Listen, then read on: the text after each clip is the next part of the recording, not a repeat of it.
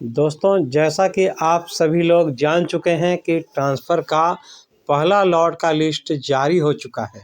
लेकिन अब आगे क्या कुछ होगा, इसको लेकर के न्यूज़ 18 के संवाददाता जो शिक्षक के हितैषी भी हैं और शिक्षक के लिए न्यूज़ लगातार बटोरते रहते हैं और शिक्षकों तक पहुंचाने का कार्य करते हैं, रजनीश जी आज मिले एस सिद्धार्थ सर से और उनसे उन्होंने काफ़ी कुछ ट्रांसफ़र पोस्टिंग को लेकर के प्रश्न पूछा और यह बिल्कुल क्लियर हुआ कि बारी-बारी से सभी लोगों का ट्रांसफ़र किया जाएगा, ऐसा एससीएस महोदय जी के द्वारा कहा गया। और ट्रांसफ़र और पोस्टिंग को लेकर के अब हर दिन मीटिंग होगा और किनका कैसे कहाँ करना है, इस पर अब आए दिन कुछ न कुछ समाचार शिक्षा विभाग के तरफ से मिलता रहेगा।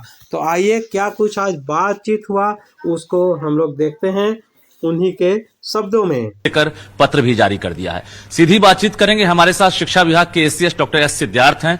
सर, क्या लग रहा है कि ट्रांसफर प्रक्रिया को लेकर जो इंतजार हो रहा है, आज ये शुरुआत हो गई है, कितनी खुशी की बात मानते हैं इसे? देखिए, जैसे कि आपको पहले भी बता चुका हूं कि करीब 2 लाख आवेदन पत्र स्थानांतरण के लिए प्राप्त हुए थे और विभिन्न कैटेगरीज के लिए थे। और हम लोगों ने पत्र भी जारी किया था जिसमें हम लोगों ने स्पष्ट किया था कि किस क्रम में हम लोग टेकअप करेंगे और कैसे कैसे हम लोग आवेदन पत्र प्राप्त करेंगे। तो सबसे पहले जो फर्स्ट कैटेगरी है उसमें हम लोगों ने जो सबसे ज्यादा बीमार लोग हैं उनको हम लोगों ने टेकअप किया है। और हम लोगों ने सबसे पहले जो कैंसर पीड़ित हमारे टीचर हैं उनको फर्स्ट में हमने टेकअप किया।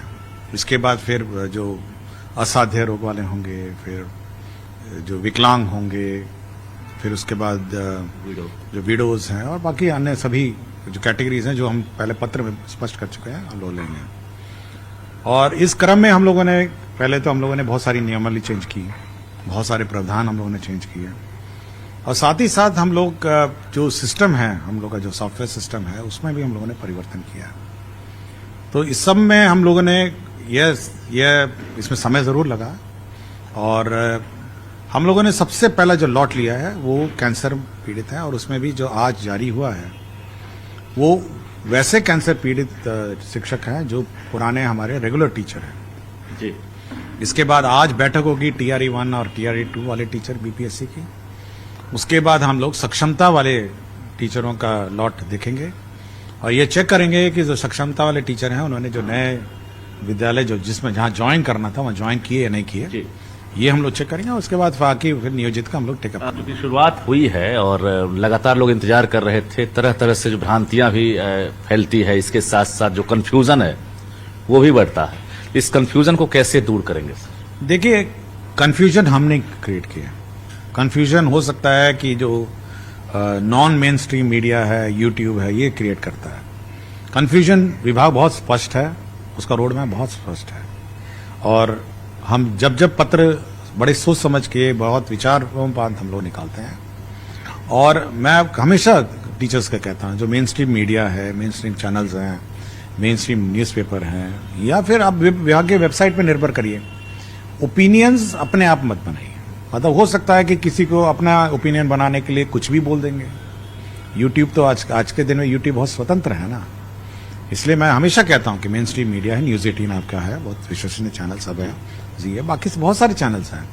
तो जो विश्वसनीय चैनल हैं ये सब बिना बयान लिए, बिना काउंटर चेक किए, बिना न्यूज़ को वेरीफाई किए कभी न्यूज़ नहीं चलाते हैं। तो ये शुरुआत हुई है, अब एक उम्मीद जगी है, खासकर अभी जो सक्षमता पास किए हैं, विशिष्ट वाले हैं, BPSC TRE 1 2 वाले हैं, पति पत्नी वाले हैं, तो अब क्या लग रहा है, कुछ न कुछ आप ब्लूप्रिंट तैयार रखे होंगे? देखिए, बहुत स्पष्ट है।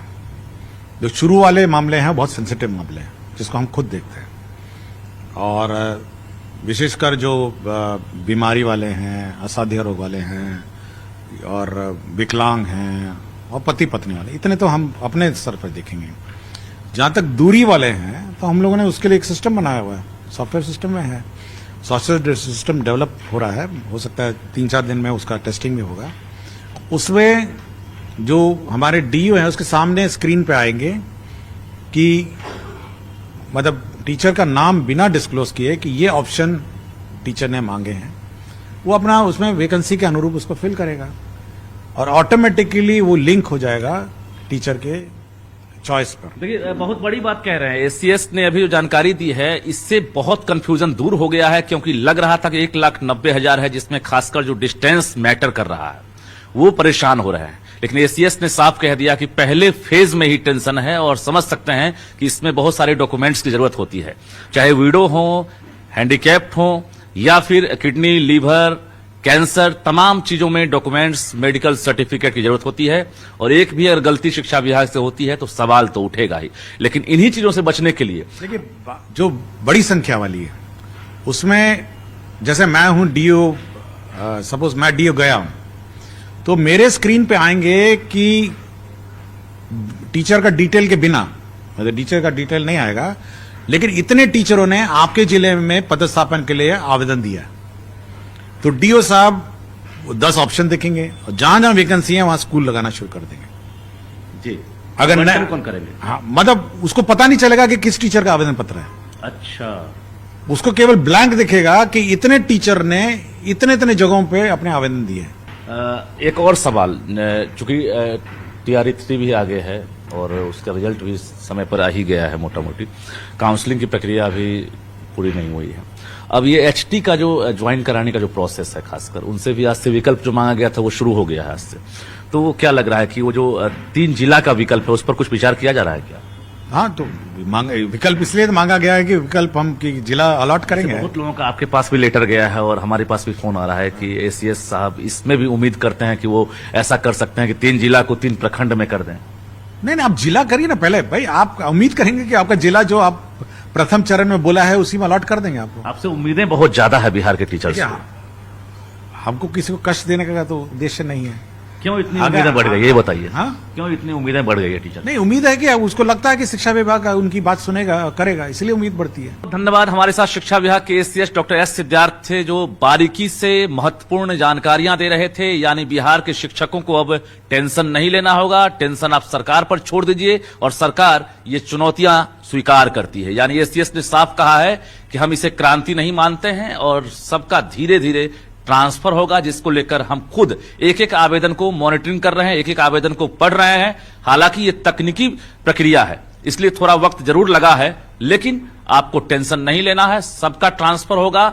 और इसको लेकर हमने कोई टाइम फ्रेम अभी तय नहीं किया है, लेकिन टेंशन नहीं लेना है। और कहीं ना कहीं ये साल जो है उम्मीदों का साल होगा, इन्होंने भरोसा दिया है। जो बेरोजगार युवा है, डिग्रीधारी है, वो भी टेंशन ना ले। अगर वैकेंसी को कैलकुलेट किया जाता है TRE-3 की पोस्टिंग के बाद, तो निश्चित रूप से उम्मीद जताएं कि अगली वैकेंसी भी जल्द आएगी।